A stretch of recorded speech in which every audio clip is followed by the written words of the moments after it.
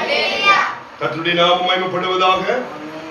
தேவன் தந்த நல்ல ஸ்லாக்கியத்துக்காக சர்வவல்லமையுள்ள தேவனை நான் துதிக்கிறேன், ஸ்தோத்திரிக்கிறேன். கடந்த வந்த ஒருவரையும் கர்த்தராகிய இயேசு நாமத்தில் உங்களை வாழ்த்து வரவேற்கிறேன். கர்த்தர் உங்களை ஆசீர்வதிப்பார். அல்லேலூயா, அல்லேலூயா. சிறிது நேரம் கர்த்தருடைய வார்த்தைக்கு நேரம் நாம் கடந்து செல்லலாம். நாம் வாசித்த சங்கீதம் 69 அதனுடைய 30வது வசனத்தையும் 31வது வசனத்தையும் வாசிங்க. சங்கீதம் 69. தேவனுடைய நாமத்தை பாட்டினால் துதித்து அவரை ஸ்தோத்திரத்தினால் மகிமைப்படுத்துவேன்.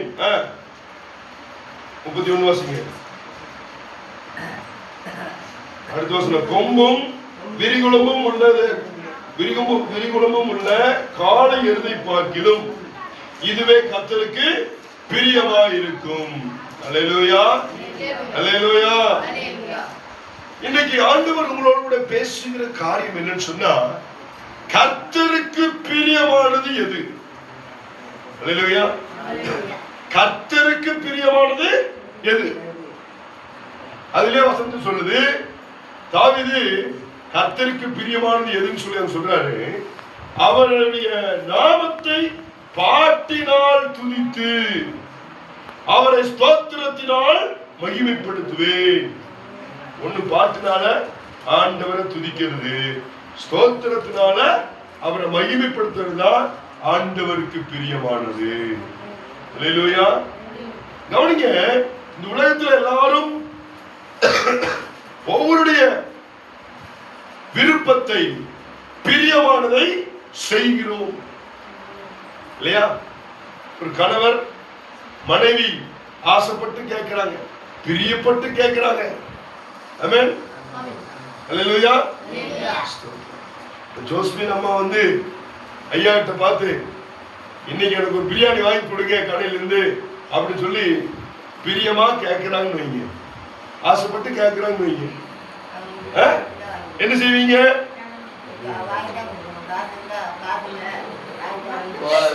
அல்லேலூயா. காசே இல்லைனாலும் எங்கேயாவது காசு உண்டாக்கி வீட்டம்மா கேட்டாங்களே வாங்கி கொடுத்துடணும் அப்படின்னு சொல்லி வாங்கி கொடுப்பீங்க இல்லையா? அல்லேலூயா.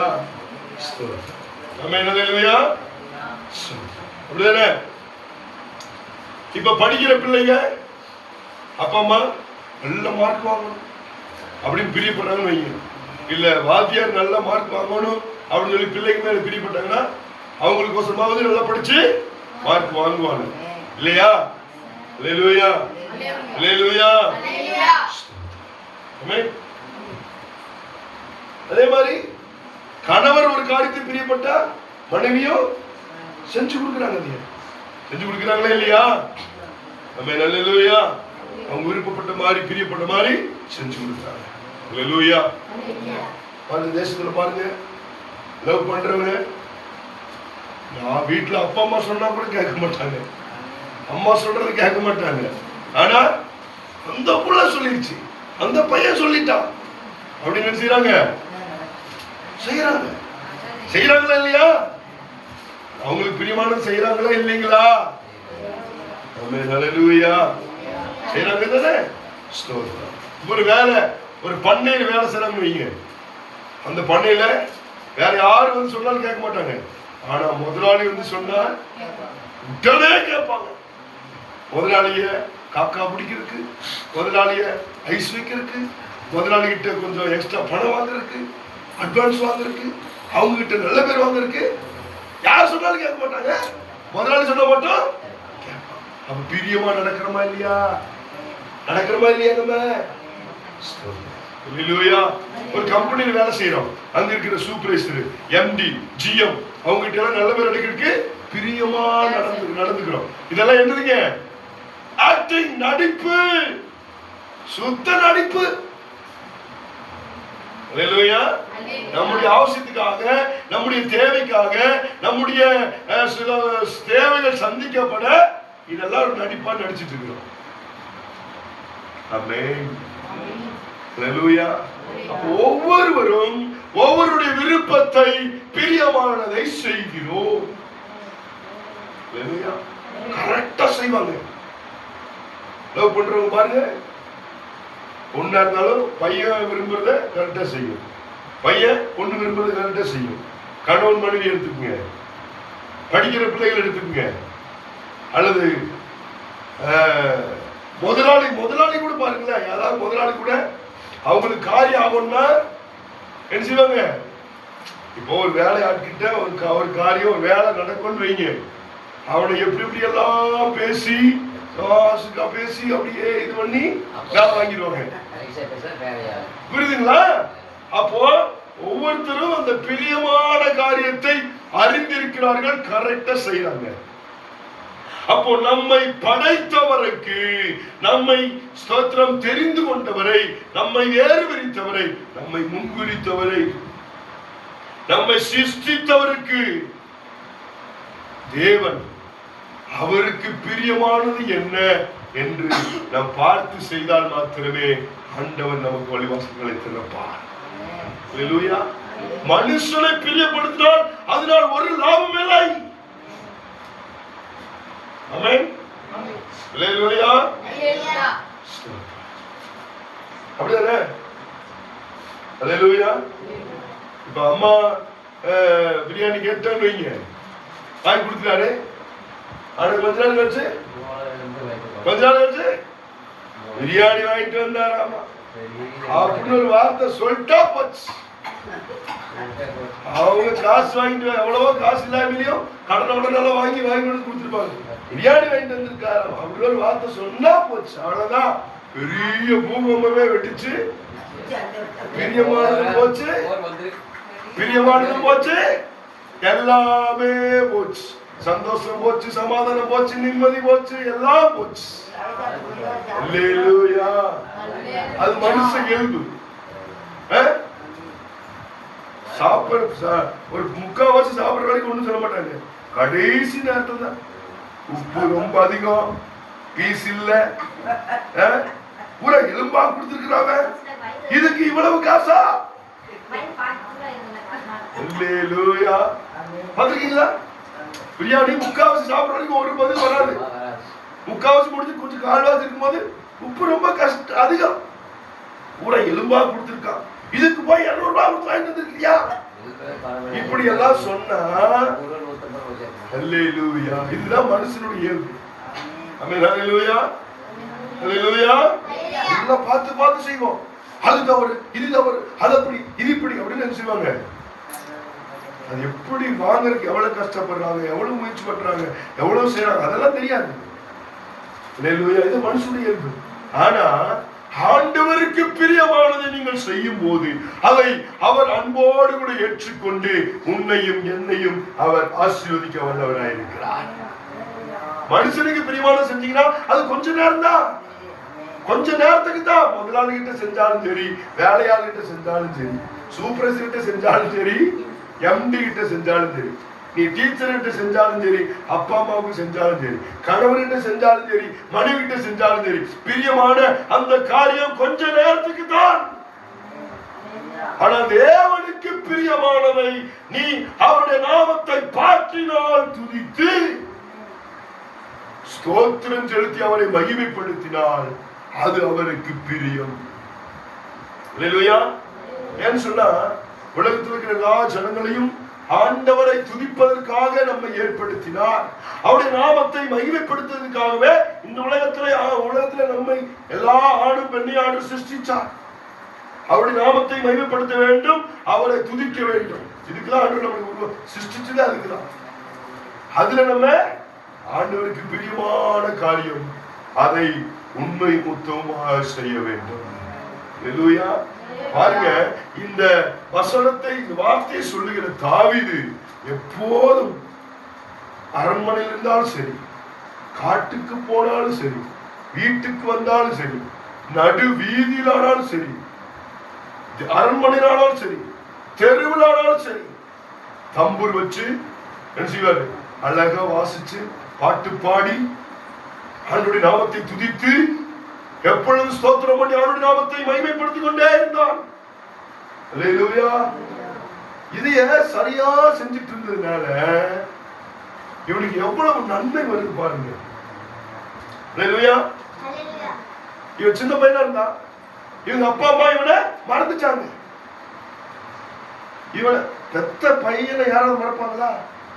ஆனா அவங்க அப்பா அம்மா மறந்துட்டாங்க. இவனை 7 பேரை நல்லா படிக்க வச்சாங்க, நல்லா வளர்த்தாங்க, நல்ல வேலையை வாங்கிட்டாங்க. இவனை மட்டும் மறந்துட்டாங்க. ஆடு மேய்க்க காட்டுல கொண்டு விட்டாங்க. ஹல்லேலூயா, ஆமென். ஒதுக்கி வச்சிட்டாங்க. காட்டுல ஆடு வச்சிட்டு இருக்காங்க. மறந்துட்டாங்க அப்பா அம்மா.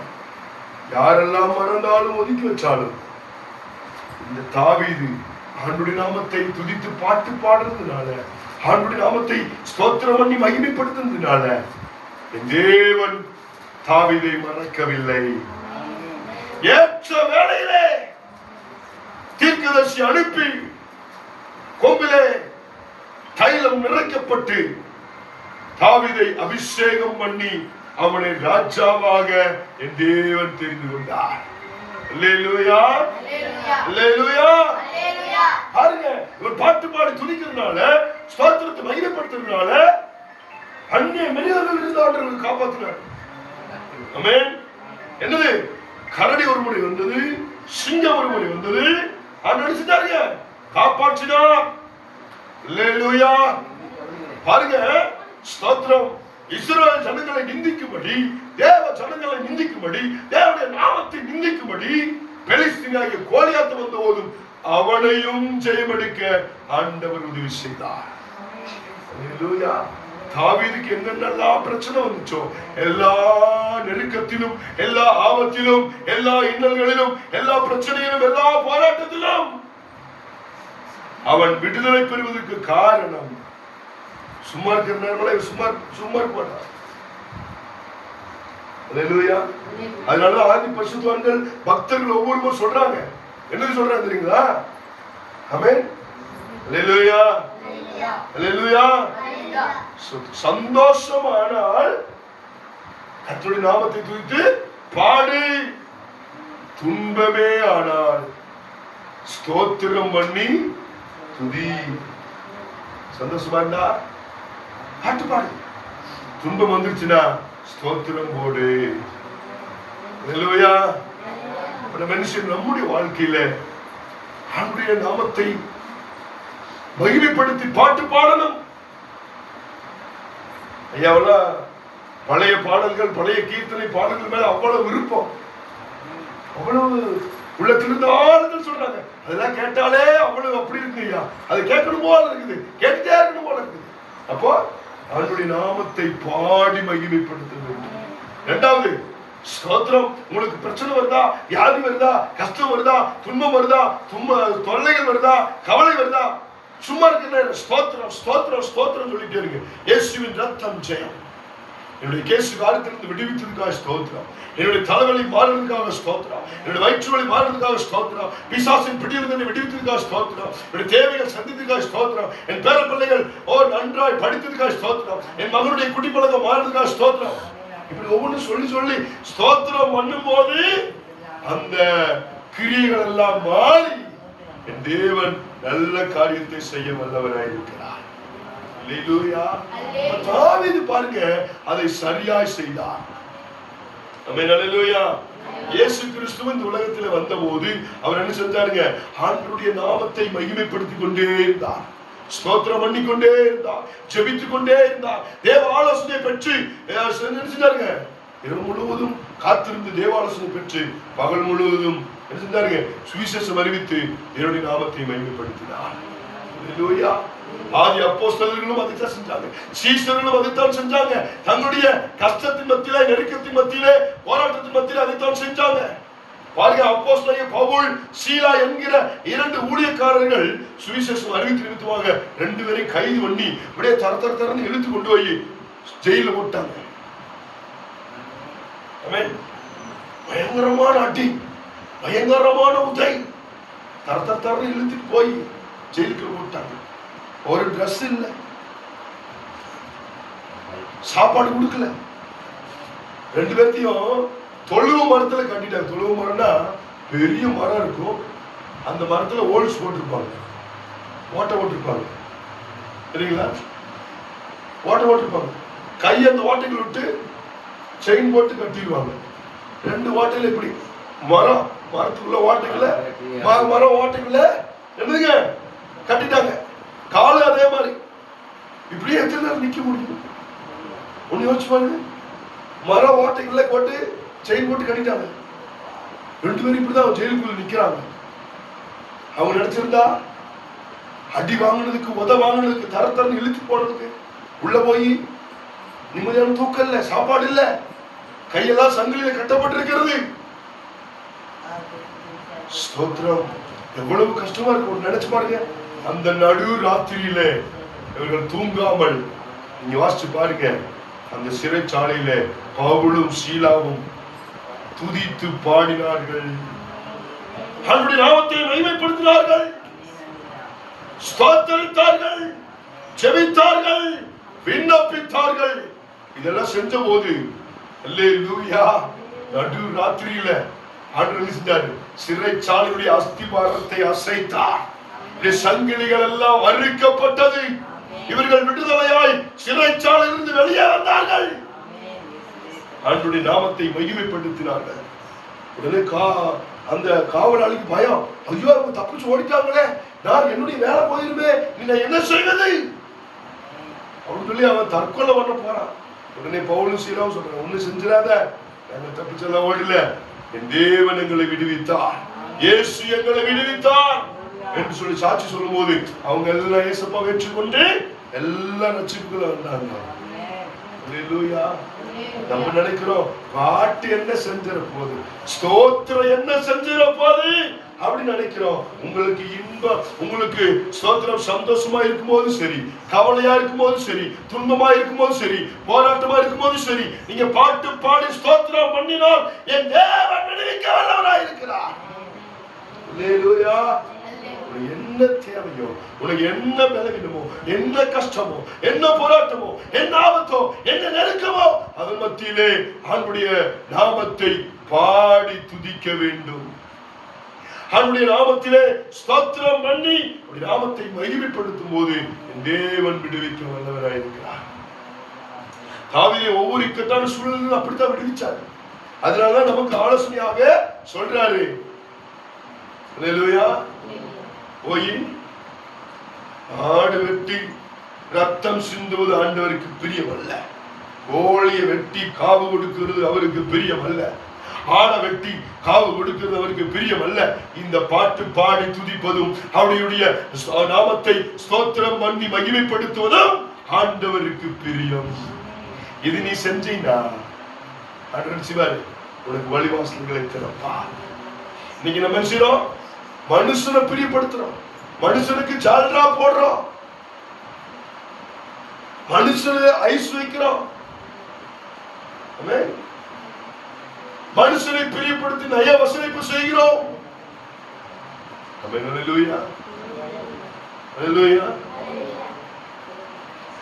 நீ பாருங்க, பசங்க பாருங்க, ஒருத்தங்கிட்ட காசு இல்லைன்னு வைங்க, ஆனா அவனுக்கு ஃப்ரெண்ட்ஸுகளோட சேர்ந்து நல்லா சுத்தணும், நல்லா திங்கணும். இப்ப இவங்க என்ன தெரியுமா பண்ணுவாங்க, இவங்களுக்கு காசு இல்லை ஆனா நல்லா சுத்தணும், நல்லா திங்கணும். என்ன தெரியுமா பண்ணுவாங்க, எவங்கிட்ட காசு இருக்கோ அவங்ககிட்ட சேர்ந்துக்குவாங்க. சேர்ந்துட்டு அவங்களோட ஊர் சுத்துறது, அவங்களோட போற பக்கமெல்லாம் போறது, உட்கார பக்கமெல்லாம் உட்கார்றது, பயங்கரமா கேலி பண்றது, சிரிக்கிறது, கேலி கூத்து பண்றது, சிரிக்கிறது, ஜாலியா இருக்கிறது. அப்ப இதெல்லாம் செய்யும் போது இந்த காசு இருக்கு நடுவா நல்லா சிரிச்சுட்டு வர்றவனுக்கெல்லாம் வாங்கி கொடுத்துட்டே இருப்பாங்க. அப்ப அவங்க அறியும் ஆச்சு, இவங்க அறியும் ஆச்சு. இப்படித்தான் நீ சுத்துறது பசங்க, புரியுதுங்களா? அல்லேலூயா, அல்லேலூயா. இப்படிதான் நீங்க நடக்குது. குடிக்கிறவங்க என்ன செய்யறாங்க, இப்ப இவங்க ஒண்ணு இல்லை ஆனா குடிக்கணும். எப்படி வாங்க முடியுமோ அப்படி பேசி நயவசனம் செய்து மற்றவங்க வாங்கி குடிச்சிருவாங்க. அல்லேலூயா. அப்ப மனுஷனை பிரியப்படுத்த என்னென்ன காரியமோ செய்யறோம். இன்னைக்கு ஆவியானவர் நம்மோடு பேசுறாரு. உன்னுடைய பலவீனம் மாற, உன்னுடைய குடும்ப கஷ்டம் மாற, சந்தோஷம் கிடைக்க, சமாதானம் கிடைக்க, நிம்மதி கிடைக்க, சும்மா இருக்கிற நேரத்துல அவருடைய நாமத்தை மகிமைப்படுத்தி துதித்து பாடு. ஸ்தோத்திரம் பண்ணி அவருடைய நாமத்தை மகிமைப்படுத்த. ஆண்டவருக்கு அதுதான் பிரியம். மனுஷனுக்கு பிரியமானதை பார்த்து பார்த்து செய்யறோம். இன்னைக்கு ஆண்டவருக்கு பிரியமானதை எத்தனை பேர் நம்ம பார்த்து பார்த்து செய்யறோம்? தாவீது அதை செய்தார், என் இயேசு அதை செய்தார், அப்போஸ்தலனாகிய பவுல் அதை செய்தார். நீங்களும் நானும் செய்யறோமா? செஞ்சு பாருங்க. ஆண்டவர் உங்களை விடுவிக்க வல்லவராயிருக்கிறார். எல்லாரும் முழங்கால் படிடுவோம். கர்த்தர் வார்த்தைகளால் நம்மை ஆசீர்வதிப்பாராக. ஆமென்.